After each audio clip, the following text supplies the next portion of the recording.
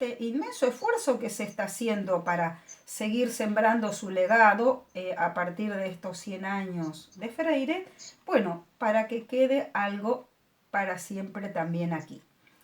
Bueno, me voy a despedir con un hasta luego, porque le voy a dar la palabra a mi compañera y bueno, me va a gustar responder en la medida de lo posible a las preguntas que ustedes formulen. Con todo gusto. Así que bueno, aquí dejamos. Bárbaro, Mónica, te decía muchas gracias. Así que hermosa charla. Bueno, ¿está María por ahí? Sí. Sí, acá estoy. María ¿Se Reinaudo. escucha bien? Ahí está, ahí está. ¿Se Sí, escucha bien? no te veo, pero quizás algo mío por la señal, ¿eh? Porque a veces cuando tengo poca señal no te veo en la cámara. No, acá. Pero si el resto los ve, fenómeno. Puede ser la señal, Pepe. Yo ahora no estoy viendo a nadie, por ejemplo. Perdí toda la señal. Claro, hay un gran problema. Silvia. Bien, bien. Sí, hay un gran problema a nivel nacional que arrancó hoy a la mañana. No sé si se enteraron con la señal de internet. Así yo estaba temblando hoy, pero bueno, hasta ahora vamos bien. Bueno, Silvia, adelante, todo tuyo. Yo también estoy muy agradecida y muy contenta de poder participar de este encuentro. Como vos leíste en mi currículum, yo fui docente en distintos niveles y bueno, terminé en la dirección de escuelas y trabajando en institutos terciarios. Y la experiencia en formación de docentes de diferentes especialidades es algo, digamos, como culminación de mi profesión y que me resultó sumamente gratificante y que bueno, esto lo considero como un pequeño eslabón más de esa trayectoria. Quería hacer la aclaración referido cuando leíste el currículum, quedaste con una duda, porque está cortado. La diplomatura es diplomatura en gestión de instituciones educativas y de la conducción del sistema educativo. Y la universidad que pide esa diplomatura es la Flaxo. Pero está separado. Se separó al enviarlo, no sé.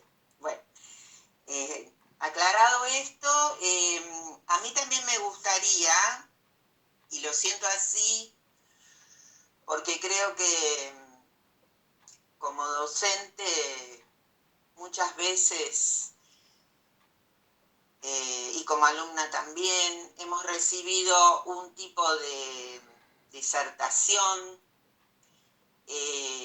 donde la participación del alumno o del que nos estaba escuchando era escasa. Entonces, a mí me gustaría iniciar también con una referencia a por qué me acerqué a las ideas de Paulo Freire y en qué momento de mi vida lo hice. Yo soy de la primera promoción de enseñanzas de profesora de enseñanza primaria en la Argentina, porque originariamente se estudiaba en la escuela secundaria y yo cursé los 2 años más para obtener el título. Apenas recibida, en el año 73, que fue para los que conocemos un poquito o para los chicos que conocen menos, fue un año muy importante en cuanto a las manifestaciones populares y como después de la salida como fueron siempre las salidas de las dictaduras militares, muy dura. El año 73 fue un año de apertura, de surgimiento de posibilidad de expresión, de surgimiento de muchos movimientos estudiantiles, juveniles, ya sea sindicales o partidarios. Bueno, en ese marco yo comencé a trabajar a comienzos del año 73. Justamente en esa fecha que hago la referencia histórica porque me parece que todo el saber pedagógico está fuertemente marcado y no vamos a decir determinado porque sería muy tajante la expresión, pero muy influenciado por el momento histórico en que ese saber pedagógico se desarrolla. o que esa práctica pedagógica tiene lugar. Y eso es muy evidente también en la vida y en la trayectoria de Paulo Freire. Cuando yo me inicié, al poco tiempo asume como presidente Héctor Cámpora. Y de parte de la DINEA, que es la Dirección Nacional de Educación de Adultos en la Argentina, que mucho tiempo se mantuvo, sobre todo en las dictaduras, en un estado como de latencia, de meseta, digamos, porque bueno, siempre la alfabetización, más allá o estando Freire o no, aprender a leer y escribir es una herramienta muy importante para la participación de los sujetos en la vida social, política, económica de un país y para su crecimiento como persona, ¿no? Cumpliendo a la vez una función social y de crecimiento individual. Es un poco a veces que se presenta como muy dicotomizado esto, ¿no? O sea, o apunto exclusivamente al desarrollo de mis intereses o de mis deseos individuales, o me vuelco socialmente en tareas de sol, y yo creo que, bueno, es una síntesis. Bueno, en mayo de esa fecha, la DINEA, que es esta entidad que actualmente también nuclea la alfabetización de adultos a nivel nacional, lanza una campaña, crear, campaña de reactualización de adultos para la reconstrucción nacional. Con un tinte, bueno, fuertemente, como decía anteriormente, una salida de una dictadura, con un partido que mayoritariamente había obtenido una buena cantidad de votos y que había estado proscripto. Esto lo digo para el conjunto de los alumnos, porque por ahí, vuelvo a insistir, enmarcar en el momento histórico y conocer por qué determinados movimientos pedagógicos se desarrollan en un momento determinado, es importante conocer qué pasaba con la política, qué pasaba con el gobierno, qué pasaba. Bueno, surge esta campaña y nos convocan a los jóvenes que teníamos determinadas inquietudes o cierta participación a estar en esta campaña.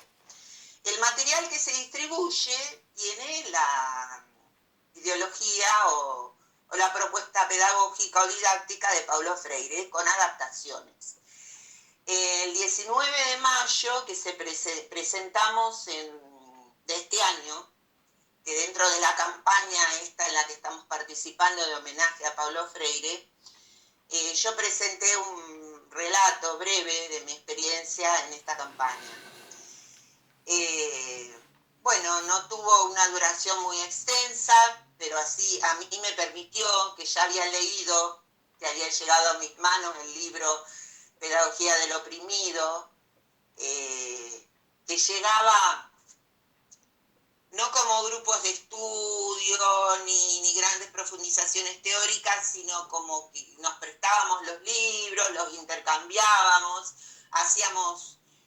había mucho de voluntario en esto, digamos, mucho deseo, digamos, de conocer,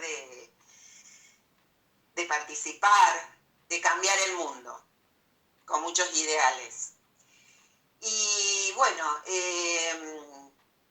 esta campaña distribuía un material que consistía en láminas que serían en la práctica después palabras generadoras, y daba un detalle en un manual pequeño con el que acompañaba el material de la guía didáctica, o sea, cómo se debía llevar adelante. Bueno, esta campaña duró poco tiempo porque, bueno, después el devenir político hizo que la situación se revirtiera, que muriera el general Perón al año siguiente y que el Ministerio de Educación estuviera ocupado por una persona que evidentemente su intención no era alfabetizar adultos y que cerró todos los programas y restringió como ha ocurrido en otros momentos también, en los 90 también pasamos por situaciones así en las escuelas públicas y restringió muchísimo los presupuestos. Entonces, bueno, tuvo un tiempo acotado, pero bueno, hay un libro de recopilación que se hizo durante el gobierno de Cristina Kirchner y con el Ministerio de Filmus, que da cuenta de los pormenores de esta campaña. Bueno, ese fue el primer acercamiento, digamos, práctico, porque una de las ideas fuerzas de Freire, justamente, es la de praxis, donde él, entre teoría y práctica, considera que el educando o el educador que también aprende, mediante la práctica elabora su propia praxis, que vendría a ser otra categoría, que no es ni la teoría ni la práctica, que muchas veces se presentan como muy dicotomizadas, como muy separadas, como muy antagónicas. Él las presenta como que con el bagaje teórico, con la formación, que lo considera muy importante en el educador, la formación, el estudio, el perfeccionamiento permanente, en una determinada práctica obtienen su propia praxis, porque él define muchas veces la tarea del educador como un arte, o sea, donde no es copia, no es reproducción, sino que es creación propia del educador de acuerdo a su lectura, su capacitación, su preparación, su propia historia, porque nosotros somos sujetos y cada uno de nosotros tenemos una subjetividad y una historia que tiene que ver con nuestra formación docente, pero que tiene que ver también con características personales nuestras. Bueno, en esa idea está condensada la idea de praxis. Bueno, a mí me gustaría retomar un poco porque Freire estuvo siempre muy cercano para luego después llegar un poco más al marco teórico, que me parece que de ahí y de algún material que envió Mónica, que no sé si te llegó, Gisela, algunas ideas centrales de su pensamiento. Bueno, hubo en su historia influencias muy importantes en un comienzo, en Paulo Freire. Mi compañera relató un poco la cuestión de la colonización en África, que es posterior a la de América, a la independencia americana, al proceso de independencia americana. Hay un libro, que lo tengo acá, que fue inspirador. Frantz Fanon escribe Los condenados de la tierra. Relata la experiencia de alfabetización en Argelia posterior a la liberación de Francia, a la guerra argelina. De ahí ya Fanon empieza a desarrollar, no exactamente igual, pero ideas que después pasan a ser ideas fuerzas en Freire, de opresor y oprimido. En la colonización y en todo proceso cultural, como puede ser el neoliberalismo o como puede ser el proceso que vivimos actualmente en la dimensión política, en los medios de comunicación, podemos analizar que hay un opresor y un oprimido, utilizando el paradigma freiriano.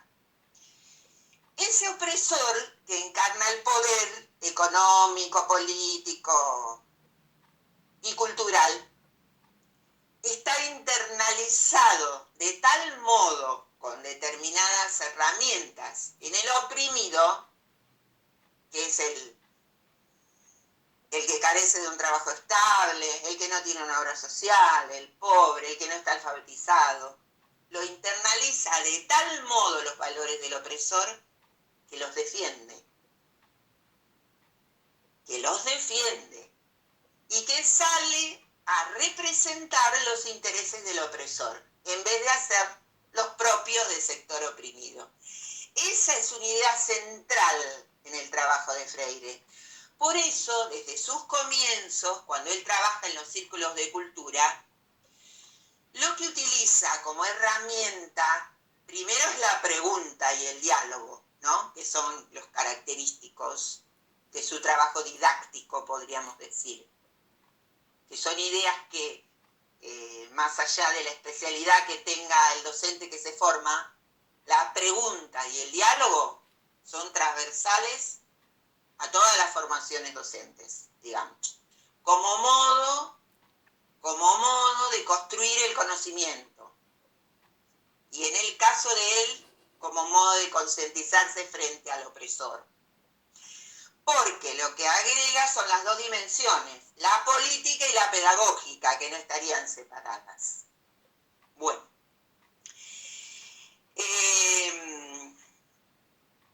Este oprimido, volviendo un poco a los orígenes, en la pedagogía del oprimido, él ya desarrolla esta idea de oprimido y opresor. En su momento, en el momento que la desarrolla, tiene determinadas características. Esa relación, ese vínculo, esa forma en que el oprimido internaliza los valores del opresor. Posteriormente, y como mi compañera también mencionó, en los años 90, en pleno auge del neoliberalismo, donde también el neoliberalismo utiliza otras herramientas, donde los que hemos estado en escuela pública, en ese periodo sabemos de los recortes, de la falta de presupuesto, de los bajos salarios docentes, bueno, de la desvalorización de la tarea del docente, ¿no? Todos valores que por ahí a veces se trasladaron también a una buena parte de la sociedad. En los años 90 él escribe Pedagogía de la Autonomía, donde también ahí desarrolla un poco las características que debe tener el enseñar. El enseñar como saber crítico, como saber dialógico, bueno, y también tomando todo su bagaje teórico inicial y agregando o incorporando nuevas ideas producto de su crecimiento también, porque lo que él desea en el alumno es lo que él mismo vivió en su vida, o sea, un crecimiento permanente como persona, como educador, como ser humano, donde en las diferentes etapas históricas fue como adaptando sus postulados a las distintas realidades que fueron presentándose a lo largo del tiempo.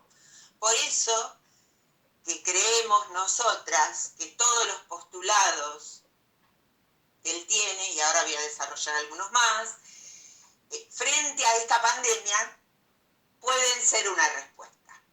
Pueden ser una respuesta que nunca va a ser una receta, que nunca va a ser algo fijo, ni estático, ni ya predeterminado, sino que va a estar basado en la creación del propio educador o del conjunto de educadores, porque lo que él resalta y pone siempre en evidencia es que la construcción del conocimiento no es una tarea individual, sino grupal. Tiene una frase que es muy, muy ilustrativa de esto, que dice que nadie construye solo, sino que todos lo hacemos mediatizado por el mundo. Porque en realidad la otra de las ideas fuerza es la de leer el mundo. Para él habría dos lecturas, una lectura ingenua del mundo y una lectura crítica, que no son antagónicas, sino que mediante la educación se llegaría de la lectura ingenua del mundo a la lectura crítica.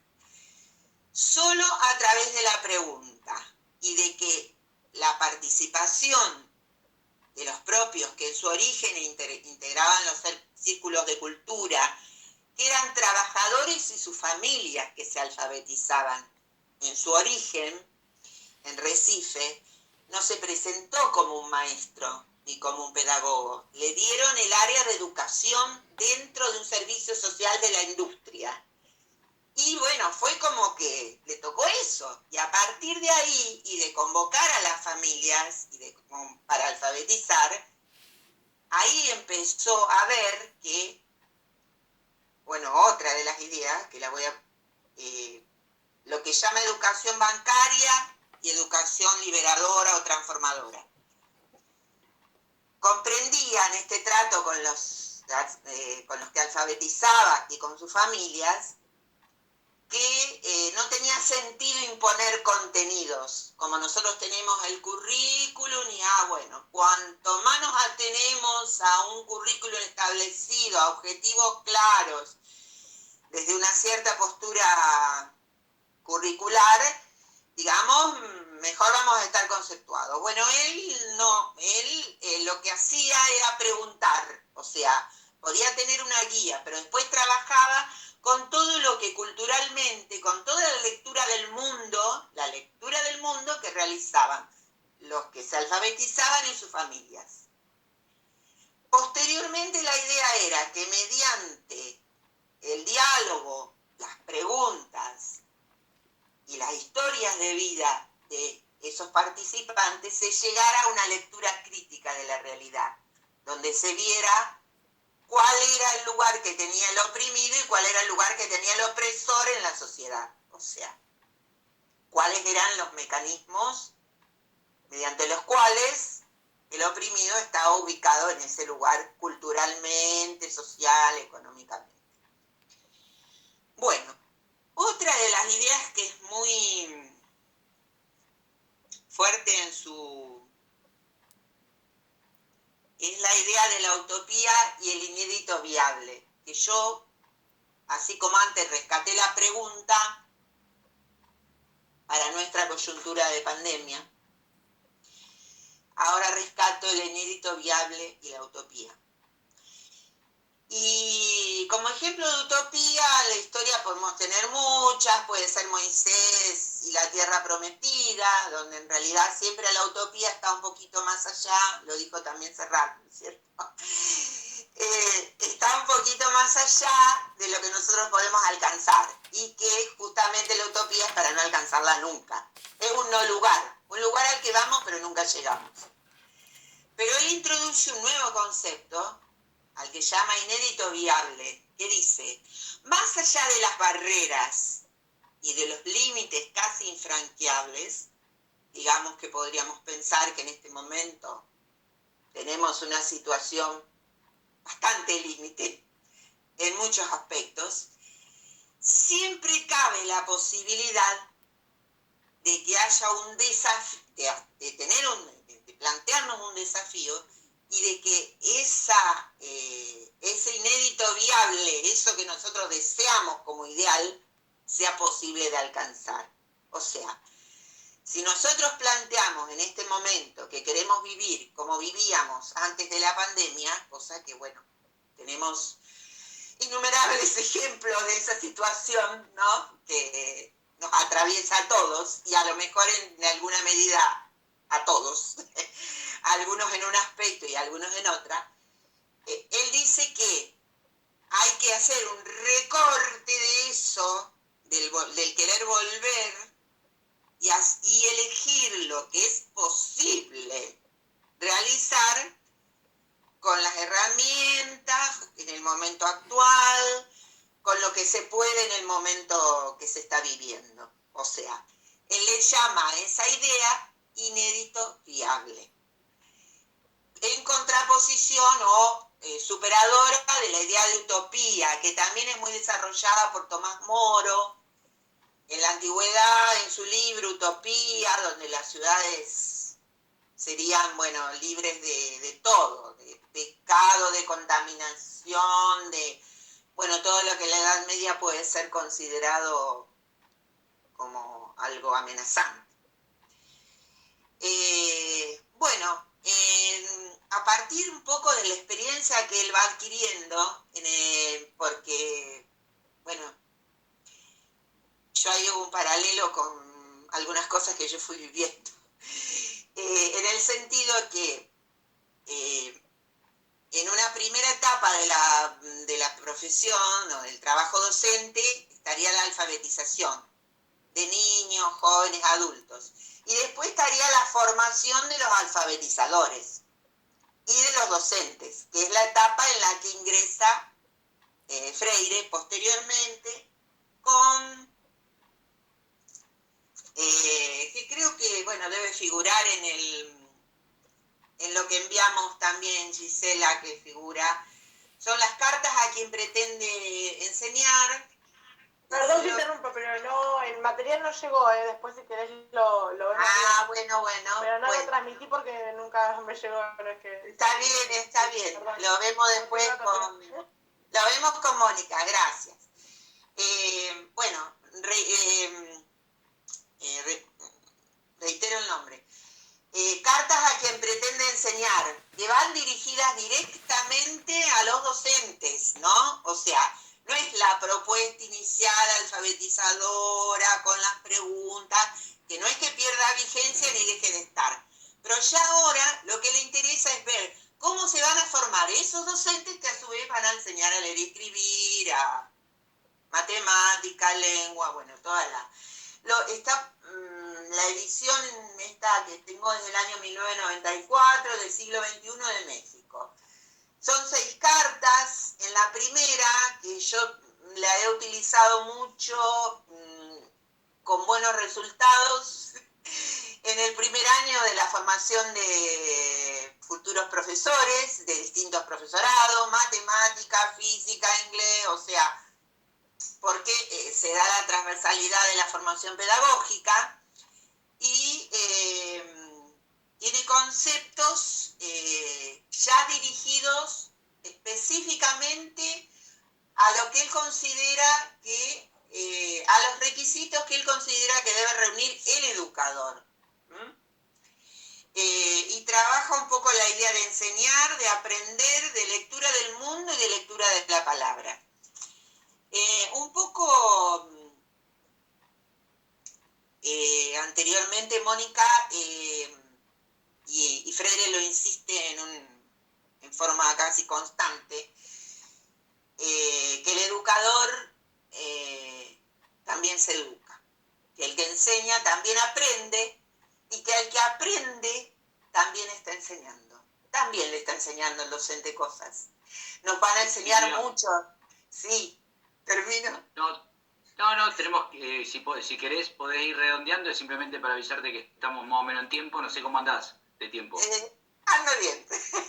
Ya más o menos ya estuve tomando las ideas centrales y cuando llegue el material que estuvimos conversando ayer, estas ideas centrales que uno a lo mejor las escucha por primera vez, no digo las profesoras, pero por ahí los alumnos, al releerlas y conversarlas, porque cuando uno tiene la posibilidad de conversarlos con otro,